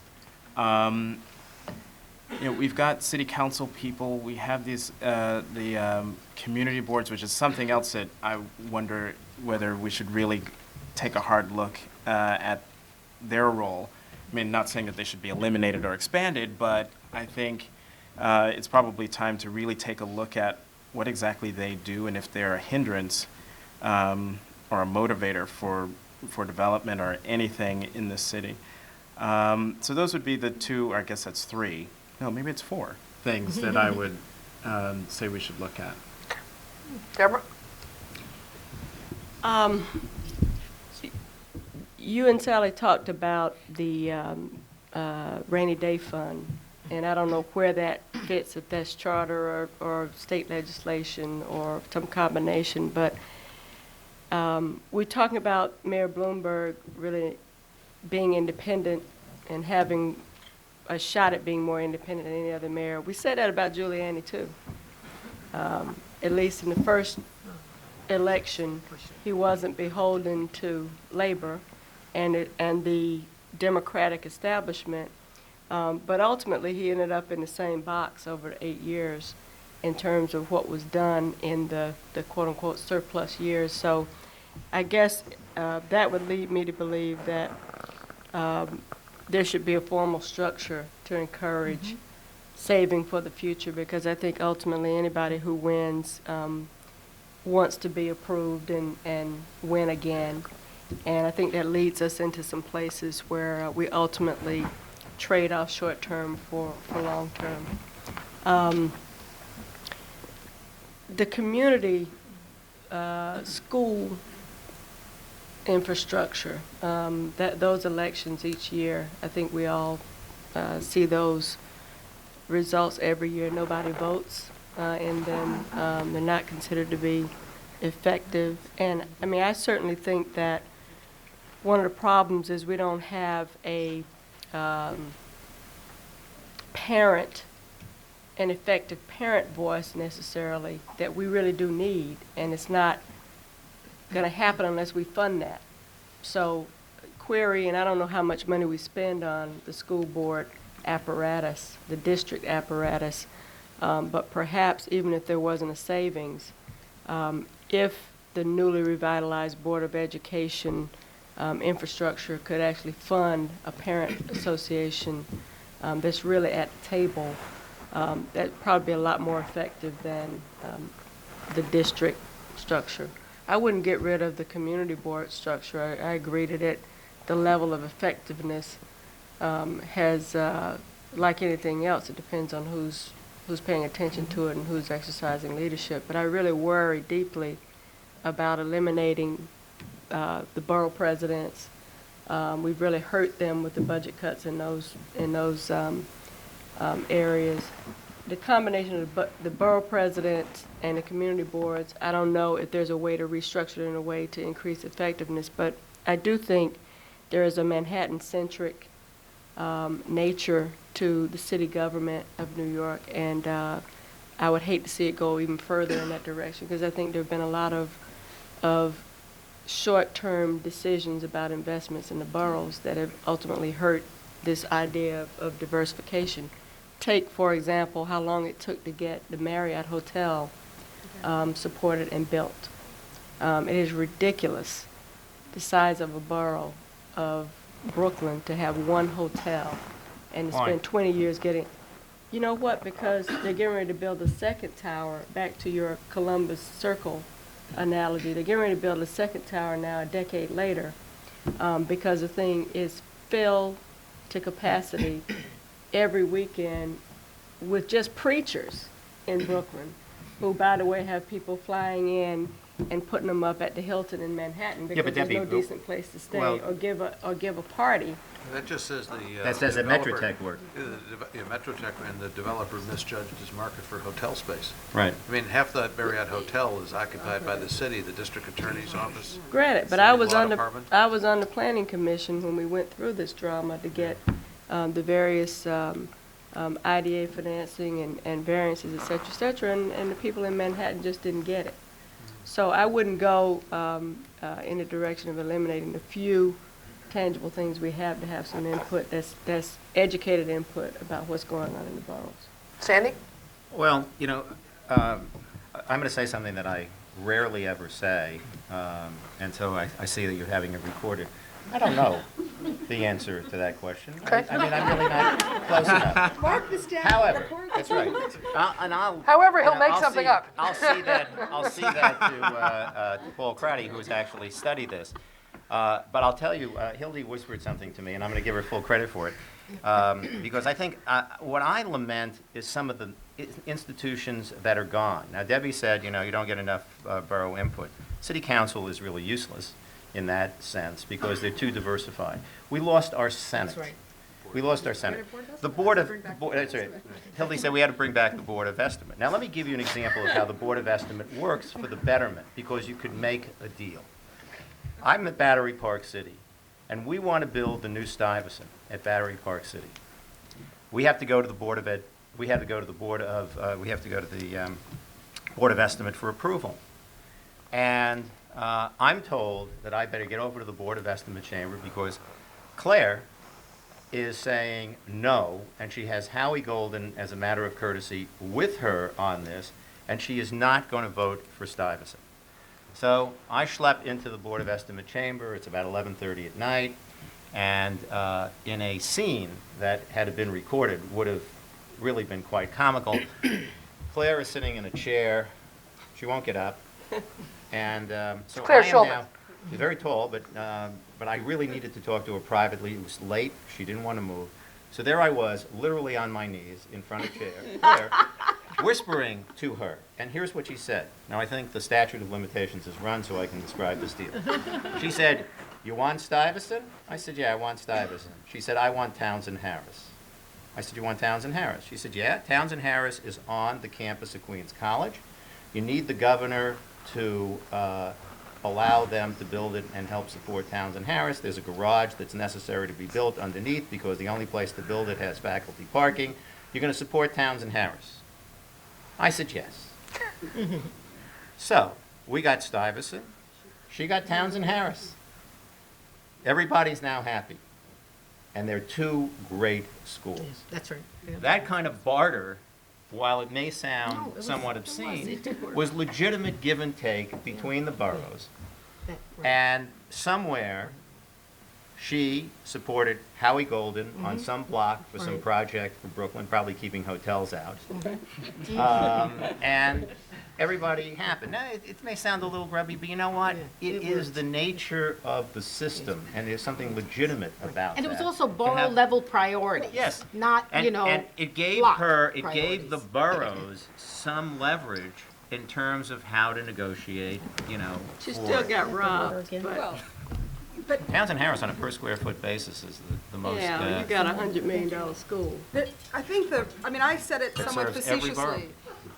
But the point, I guess, actually it's 140. the point I would make lot. is, because I would say a charter revision at this moment in time, unless you're really gonna, absent other things, I'd get rid of the borough presidents, I'd get rid of, Yeah, I can think of a few more city agencies probably that you could get rid of. And I would, once and for either the public, I love Betsy, but it's hard to justify that particular, entity at this moment in time. We just have to get her another job. Yeah, well, maybe, but, I'm going to tell you said that. if you're gonna. Or getting another job. Yeah, that's right. I would support it for virtually anything. The point I guess I'm trying to say is that absent any real clout or bargaining strength, or sort of reason to really exist. I mean, I happen to have now a borough president. Marty Markowitz is the best cheerleader for Brooklyn there could possibly be. I adore the man because he goes out and he, wears pins that say Brooklyn. And if you go now across the bridges and all the entrances, you see these great, Brooklyn, how sweet it is. It makes me very proud to be a Brooklynite. But let's face it, we don't need a whole infrastructure for somebody to be a cheerleader for any borough. Yeah, you need some power. I mean, so either you create an entity where there's power, or you acknowledge that you're going to have a centralized government, the mayor's going to have all the power, and there it is. And that's okay, so one way or the other, but this kind of notion of a little bit of this or a little bit of that, I think has diminished everybody's capacity in a way that doesn't serve any purpose, and also adds to the expense because you have these various functionings. I was going to propose that they move City Hall to Brooklyn, because we have a very nice borough hall. It's quite lovely. And There's if more the mayor room could move the Board of Ed from Brooklyn to, to the courthouse, why don't we move let's get rid of City Hall and move everyone to Brooklyn, and maybe we wouldn't have the Manhattan-centric stuff that, is otherwise going on. But Manhattan is the only borough that generates surplus revenue to sustain the rest of the boroughs. So the city has to be Manhattan-centric. And the fact of the matter is that, unless there's an economic reason for a hotel in Brooklyn, most people who use hotels, meaning tourists and business people, generally want to stay in Manhattan. So, But with a revitalized downtown Brooklyn, there clearly was a market for it. Right. I think That's they undershot. correct. Now there's a baseball team in Brooklyn again. Paul? They undershot the market. Well, somebody mentioned the IBO, and Ronnie Lowenstein, I think, is doing a terrific job as IBO. But if you've ever looked at how the head of the IBO is selected, it's a panel of 17, and 3 have got to be from left-handed, and 1 has got to be a right-handed economist from Baruch.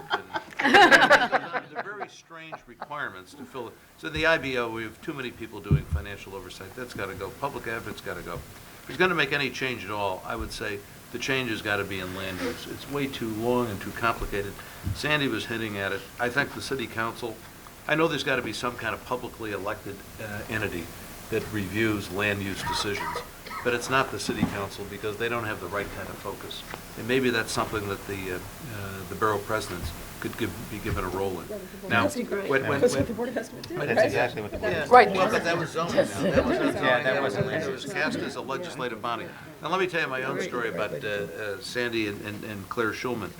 I was the Commissioner of Housing, and we had a proposal from the Real Estate Board of New York that they would build a certain number of housing units, not for profit. And there was a big place out in Queens West.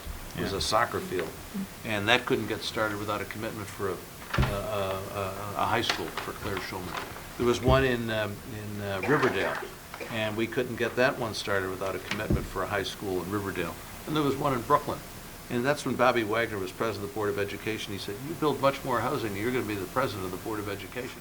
So, but that seemed to me to be fine. But when you deal with the city council and you deal with these community boards, it really is a shakedown when it comes to land use. And we've got to figure out some way to elevate that process.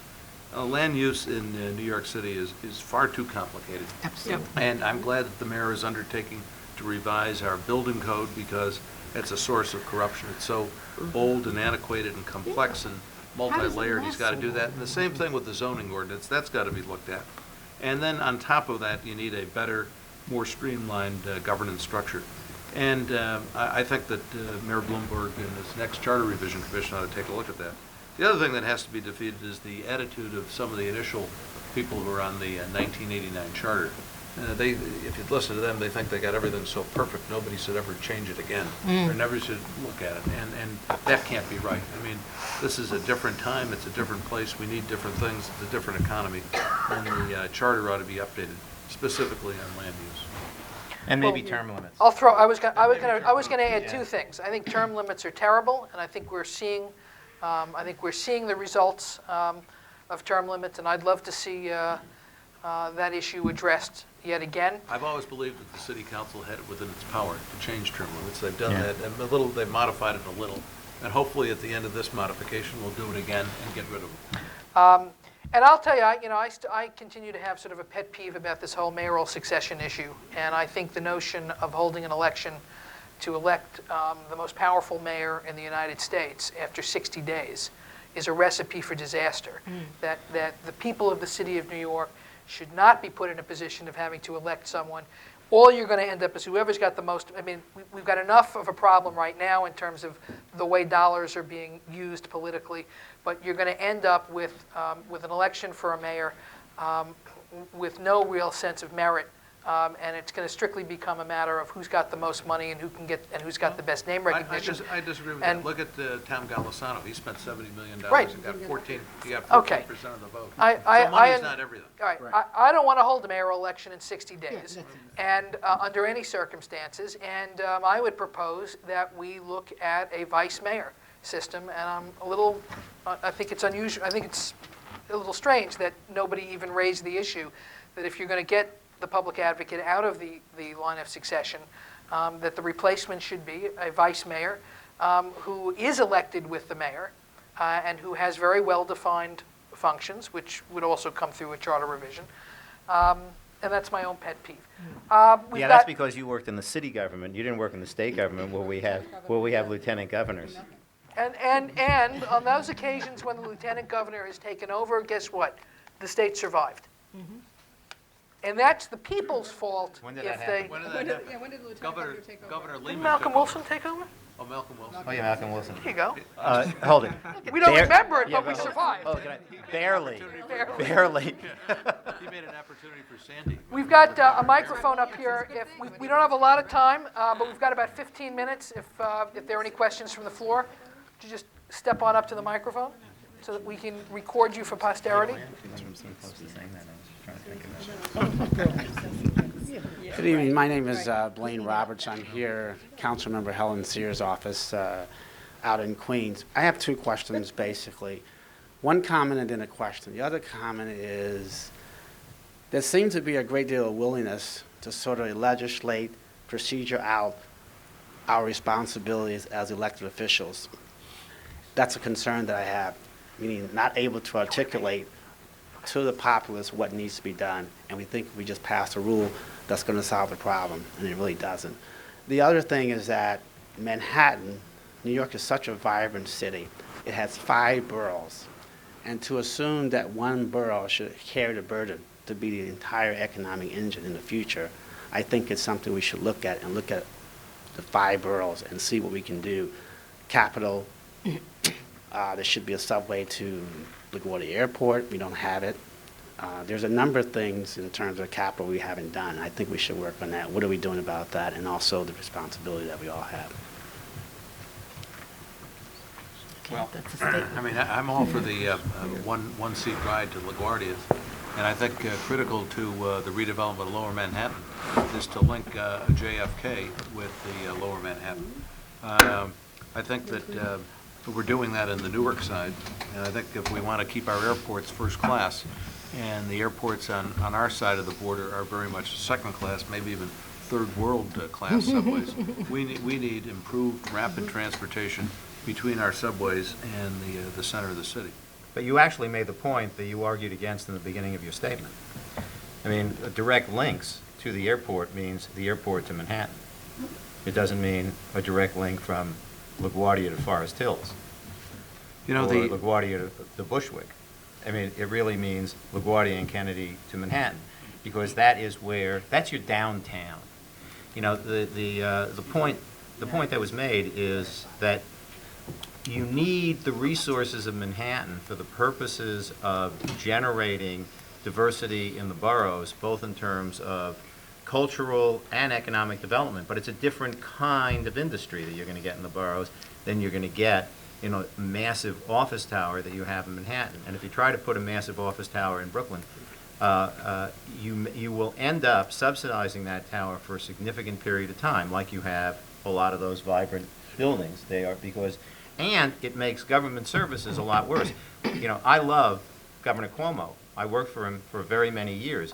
But one of the dumbest things he did, and I told him that at the time, was to take all of the government state offices and throw them all over the city on the notion that that was economic development. And so when anybody wanted to find the state housing office, they'd have to schlep up from Rockaway to Fordham Road in the Bronx, which made it far more remote than having it at the center of the wheel. May I The hub is clarify? very, very important. I just want to clarify. develop is not necessarily tall buildings. I'm talking about neighborhoods, small businesses. Along those railroad transportation corridors, business pop up. And they're your They do. mom and pops. And all I'm saying is that to improve development throughout the 5 boroughs doesn't require the load to be so much on Manhattan, but it diversified us in terms of our communities and our development. And I think those dollars infrastructure needs to be put into all the 5 boroughs, and whether that means having borough presidents, whether that means having a council that understands that. And I think it's more does. important that we have people understand that than we do having legislation, because I think we need someone to articulate why we need all those pieces together, because we're not a city of Manhattan, we're a city of all the 5 boroughs. And I think that's important. I'm not gonna let that go, because I think it's a very, very important point. The fact of the matter is that the boroughs need to be the best bedroom communities you can make them, with all the industry that you get in the suburbs. But the fact of the matter is that Manhattan is and will be, must be, the economic generator in order to provide the infrastructure so that those boroughs can be the best places to live anywhere, and so that all of the young people who want to come to New York don't end up living in Jersey City and in Hoboken. You need to be able to provide affordable housing. Affordable housing generally means subsidized housing on the middle class level, because that is the truth of what affordable housing is. Well- The subsidy comes in the form of infrastructure and 1,000 other things. They are not, if you think you can sustain the boroughs by generating the resources within the boroughs for their own survival, you are nuts. Yeah. It just But that's- won't happen. But that's why you have to change the building code, and Right, zoning code. exactly. Because All of that, that. they have Wick's tremendous law. impact. They have tremendous impact on housing costs. And we've got to do all we can to have affordable housing. Right. Absolutely. And one way to do it would be to develop the waterfront. Would have been a way, it would have been, if you look at the valley that goes between 59th Street in Manhattan, 8th Avenue to the river, and 14th Street, you see about 20% of the island of Manhattan that could be humming and pumping revenue into those boroughs. And we have sat there for 50 years Now we're going to playing with ourselves Now they're gonna on have how the to Olympics develop there. that and having us tying ourselves in knots. We didn't want to have Westway because we wanted to have open space, and yet 5 generations of kids were deprived of one of the best urban parks that this country could have seen. Right. And we did it in the name of the environment. The fish, Nuts. sea bass. Absolutely nuts. Another question? Anybody? Dora? No, there was a Nice to see reason. you. Sort of in the nature of a program like this to try to, criticize what's wrong, figure out what kind of things we're going to change, what things haven't worked, and so forth. I was wondering if you look back at the last 3 mayors, for example, if you had to select 1 or 2 things that you think were done right from a fiscal and economic point of view in terms of good long-term consequences. I was wondering if you could highlight those. I know you mentioned Battery Park City, for example, as a way of leveraging certain resources, its advantages for other parts of the city. Could you think of 1 or 2 of those, whether they were done intentionally or unintentionally, and are there any political lessons, perhaps, that could be applied to our current situation? Well, I would say the best thing that Ed Koch did was the $5.2 billion Housing. that he allocated for housing, and the program was then continued on through 3 administrations. It was done with the cooperation of Governor Cuomo and then Governor Pataki. I think those have been critical to the success of neighborhoods throughout the city of New York. I think they've been major contributors to crime reduction. They've been major contributors to economic development. We probably don't have enough in the boroughs, but whatever's there is because of the housing that was built and stabilized the neighborhoods. I think Mayor Giuliani's great contribution were 2 things. One is the merger of the police departments, which unleashed, I think, a tremendous consolidation of energy that could be directed towards crime reduction in the city. And the second thing was in anticipation of what President William Clinton did, was the welfare reform, reducing our welfare rolls, putting more people to work in the city of New York, which contributed, I think, to the resurgence that we experienced in the mid-'90s. So those are the 2 that I would say. And I don't mean to skip over Mayor Dinkins, Sally. It's just that I worked in those 2 administrations, And so that's why I would say their major accomplishments were. I think But Safe housing- Streets, Safe Cities. That's right. Mayor Dinkins' That's Safe $5 Streets, billion. Safe Cities was probably one of the most important things that happened. It was a combination of a program plus a financing mechanism that, had he not put into place, Mayor Giuliani's successes in reducing crime could never have happened. Right. I also think that the Koch and Cuomo administration and Kerry administration's effort at refinancing and restructuring, building the transit system through the fare box bonds, which was an ingenious financing mechanism that literally rebuilt the subway system, was absolutely critical. You know, Ravitch and Kiley and whatever had a massive amount of dollars that they were able to rebuild it. It was a tragedy that one of the first things that Governor Pataki did was move away from that concept and went to, frankly, a reduction in capital investment and a massive increase in debt on the on how they finance the rehabilitation, the constant rehabilitation of the subways. But fare box bonds and Safe Streets, Safe Cities were absolutely critical. I think the comma you have to add to Safe Streets, Safe City is ComStat, because I'm not sure that one without the other would have worked. I'm not saying, I'm saying that without that building block, question. you couldn't have had ComStat, and you would not have had the manning Right. tables necessary to implement the ComStat approach. So Right. I think Dinkins really put the thing in place with Safe Streets, Safe Cities. No question. I think And Giuliani made it happen. the vehicle to make the police department actually work better by having the data and the emphasis on the way that the performance was defined, I think was The police critical. became a lot more productive, Yep. a lot more efficient, Very a much lot so. more Suggest that effective. CompStat perhaps should be brought to bear on every agency of government. I agree with you. And maybe that's one of the fundamental reforms that we ought to be looking at before we make sort of blanket statements that government is actually pretty efficient and there's a job, Right. that everybody's actually doing a job. Why can't we extend that kind of management to every agency of city government? On that Oh, note, can I just throw out Sure. one other thing which will never get any attention, and we haven't talked about this as an issue at all, and I think it's unfortunate, which is healthcare and the costs of healthcare and what's happening at the hospitals and the reimbursements and all the rest of that, because there's a time bomb out there. But the one very modest, relatively speaking, but I think actually rather significant innovation and accomplishment of the Dinkins administration, which was embraced by the Giuliani administration, there wasn't a hell of a lot of stuff that happened. It was the Primary Care Development Corporation. And really changing the notion of providing access to primary health care and getting people out of emergency rooms and other things like that. And that continues. It's actually being embraced by Mayor Bloomberg as well, I'm Right, pleased to right, say. And so, you know, I'll add Metro Tech, just to have, we have to have an out-of-borough accomplishment, and I thought that was a kind of a very bold decision at the time. well, thank you, everybody. Stan, I think you want to make a closing announcement? I'll do three very short announcements. One is to thank the panel and Fran for an incredible evening.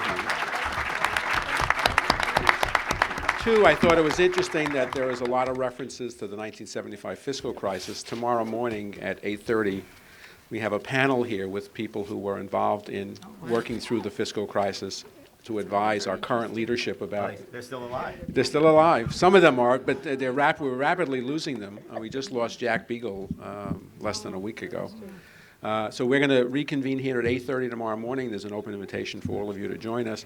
And if you'll just step beyond the door here, there's a reception that I hope you'll all join us to have an opportunity to engage our panelists in an informal dialogue, including our students. So thank you for coming. Thank you, everybody. As always, it was terrific. I guess we can leave everything here, maybe?